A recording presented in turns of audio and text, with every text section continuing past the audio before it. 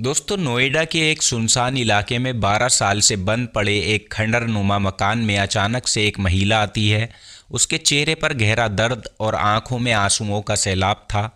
वो मकान के भीतर बैठकर फूट फूट कर रोने लगती है। उसकी चीखें खंडर की दीवारों से टकराकर पूरे माहौल को और भी ज़्यादा डरावना बना रही थीं।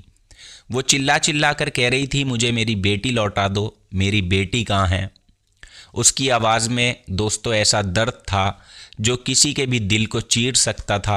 इतनी में वहाँ एक नर्स लीना तेज़ी से अंदर आती है। महिला को देखकर लीना के चेहरे पर गुस्सा और दर्द दोनों दोनों झलकते हैं। उसने आओ देखा ना ताओ उस महिला को एक ज़ोरदार थप्पड़ मारा कि अब तुझे 12 साल बाद अपनी बेटी की याद आई है। तुझ जैसी माँ पर तो शर्म आती है। लीना की ये बात सुनकर महिला ज़ोर ज़ोर से रोने लगी। अब सवाल ये था, 12 साल बाद वो महिला इस खंडर में क्यों आई थी? उस नर्स ने उसे थप्पड़ क्यों मारा? और इस मकान का इस पूरी कहानी से क्या रिश्ता था? आइए जानते हैं इस दिल दहला देने वाली कहानी की शुरुआत। ये कहानी 12 साल पहले की है। उसी खंडरनुमा मकान में एक महिला रहा करती थी। वो अकेली थी, समाज से कटी हुई। इस दुनिया में उसका कोई सहारा नहीं था। वो अपने जीवन यापन के लिए एक ऐसा काम करती थी जिसे समाज स्वीकार नहीं किया करता। आप समझ ही गए होंगे।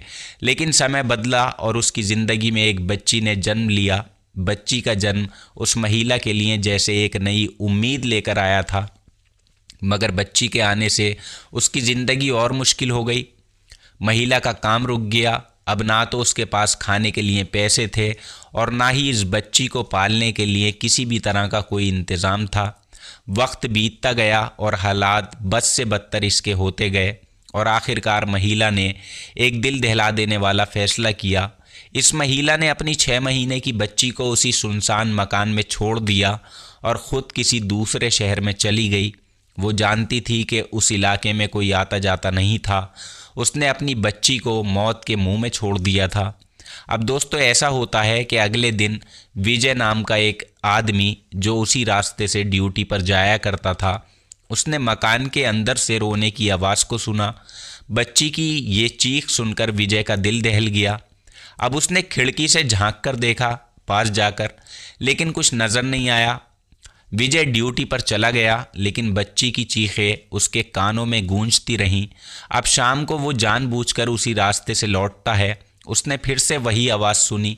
इस बार उसने हिम्मत करके खिड़की का कांच तोड़ा और अंदर झांका। अब बिस्तर पर एक 6 महीने की बच्ची पड़ी थी जो भूख और प्यास से रो रो कर कमज़ोर हो चुकी थी। अब विजय ने तुरंत पुलिस को सूचना दी।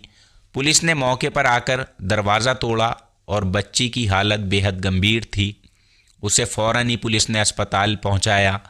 अब अस्पताल में बच्ची का इलाज शुरू होता है और वहीं लीना नाम की नर्स इस बच्ची से जुड़ गई। लीना भी एक अनाथ थी। उसने अपनी ज़िंदगी अनाथालय में बिताई थी। इस बच्ची को देखकर उसे अपना बचपन याद आ गया। लीना ने बच्ची की देखभाल का जिम्मा अपने ऊपर ले लिया। वो उसे माँ की तरह प्यार करने लगी। लेकिन कुछ दिनों के बाद पुलिस ने बच्ची को अनाथालय भेज दिया। लेकिन दोस्तों, लीना ने उस बच्ची को गोद लेने का फ़ैसला कर लिया था। उसने सारी कानूनी प्रक्रिया पूरी की और उसे अपनी बेटी बना लिया। अब लीना ने शादी नहीं की थी। उसने अपनी पूरी ज़िंदगी बच्ची की परवरिश में लगा दी। वक्त बीतता रहा और वो बच्ची अब 12 साल की हो गई। लेकिन एक दिन लीना की बेटी ने उससे पूछा, माँ मेरे पापा कौन हैं? लीना के पास इस सवाल का कोई जवाब नहीं था। उसने झूठ बोल दिया कि उसके पिता की मौत हो चुकी है। लेकिन लीना के मन में ये सवाल हमेशा के लिए घर कर गया। लीना ने उस खंडर का दौरा करना शुरू कर दिया। वहाँ जाने लगी इस उम्मीद के साथ कि कभी ना कभी उस मकान की असली कहानी जानने को मिलेगी। और आखिरकार 12 साल बाद वो दिन भी आया। लीना ने एक महिला को खंडर में रोते हुए पाया और उस औरत ने बताया कि वो बच्ची की असली माँ है। औरत ने बताया कि उसने अपनी मजबूरी में बच्ची को छोड़ दिया था। लीना ने उसे जमकर फटकार लगाई और कहा, जिस बच्ची को तुमने मरने के लिए छोड़ा था उसे मैंने अपनी बेटी बनाया है और आज वो मेरी ज़िंदगी है और अब वो मेरी ही रहेगी। इस महिला ने अपनी गलती मानी और लीना से वादा किया कि वो अपनी बेटी से अब कभी नहीं मिलेगी। वो खंडर छोड़कर चली गई। लीना ने अपनी बेटी को पढ़ाया लिखाया और नौकरी हासिल की उसने, और एक अच्छे परिवार में उसने शादी की। उसकी शादी के बाद भी उसने अपनी माँ लीना को अपने साथ रखा। ये कहानी दोस्तों सिखाती है कि माँ का दर्जा सिर्फ जन्म देने से नहीं मिलता, बल्कि परवरिश और सच्चे प्यार से भी मिलता है। इस कहानी पर आपका क्या कहना है, आप नीचे कमेंट बॉक्स में ज़रूर लिखिएगा। कहानी छोटी सी ज़रूर थी, लेकिन दिल को टच करने वाली थी, हार्ट टचिंग थी। और आपके पास भी अगर ऐसी कोई कहानी है इमोशनल, माँ बाप के रिश्ते की कहानी हो, पति पत्नी के बीच के रिश्ते की कहानी हो, या किसी बेटे ने किसी माँ बाप को अपने घर से निकाल दिया हो, ऐसी इमोशनल कहानियाँ अगर आपके पास हों तो आप उन्हें मेरे साथ शेयर कर सकते हैं। मैं इसी चैनल पर आपको सुनाऊंगा। आप नीचे कमेंट करें, मैं आपसे कांटेक्ट करूंगा। लेकिन दोस्तों हाँ, इस बात का ख्याल रखिएगा कि कहानी सच्ची होनी चाहिए, क्योंकि मैं आपके सामने उसी कहानी को सुनाता हूं जो सच्ची होती है। पहले उसकी रिसर्च करता हूं, उसकी तह तक जाता हूं, और उसके बाद उस कहानी को आप लोगों तक पहुंचाता हूं। और दोस्तों नया चैनल है, ना व्यूज़ आ रहे हैं, ना सब्सक्राइबर बढ़ रहे हैं, मेहनत पे मेहनत चलती जा रही है। आप लोग कब सपोर्ट करेंगे?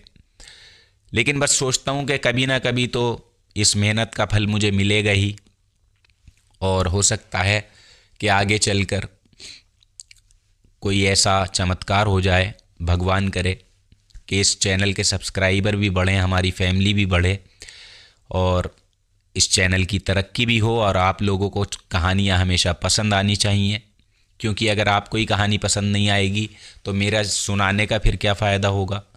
तो आपके पास कोई कहानी है तो मेरे साथ ज़रूर शेयर कीजिएगा। और दोस्तों अपना नाम और अपने शहर का नाम ज़रूर लिखें, आप कहाँ से कहानी सुनते हैं, क्योंकि मैं आगे आने वाली वीडियोज़ में आप सभी लोगों के नाम लेना शुरू करूँगा। और अगर किसी का बर्थडे हो तो बर्थडे भी बताए, मैं विश भी करूँगा। तो आज के एपिसोड में इतना ही। कल आपसे फिर मुलाकात होगी किसी नई सच्ची और ख़ूबसूरत कहानी में। तब तक आप अपना ख्याल रखें, अपनों का ख्याल रखें। जय हिंद।